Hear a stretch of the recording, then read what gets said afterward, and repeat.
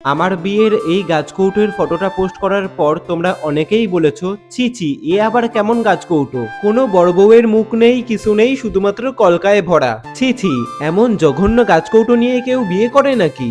উফ, তোমাদের আর কি বলি বলো। গাছকৌটোর মধ্যে যে বড় বউ আঁকতেই হবে এটা কোন রামায়ণ মহাভারতে লেখা আছে? মানে একটা কমেন্ট করে দিতে পারলেই হলো, কমেন্টের কোনো মাথা মুন্ডু নেই। আর আজকাল মানুষ নেগেটিভ কমেন্ট করে কি যে মজা পায় আমি তো বুঝি না। সে যাই হোক, তোমরা কমেন্ট করেছো সেটা তোমাদের ব্যক্তিগত ব্যাপার, ব্যক্তিগত অধিকার, সেখানে আমার কিছু বলার নেই। আমার কোনো যায়ও আসে না তোমাদের কমেন্টে। হ্যাঁ, অবশ্যই তোমাদের পজিটিভ কমেন্টে আমার অনেক কিছু যায় আসে, কিন্তু নেগেটিভ কমেন্টে আমার কলা যায় আসে।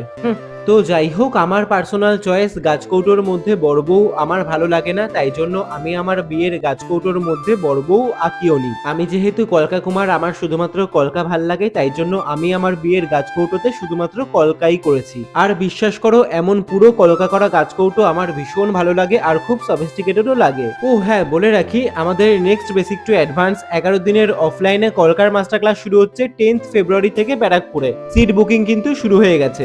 এই ক্লাসে কিন্তু এইরকম সুন্দর সুন্দর গাছকৌটো আঁকা শেখানো হবে। কি আর দেরি করছো কেন?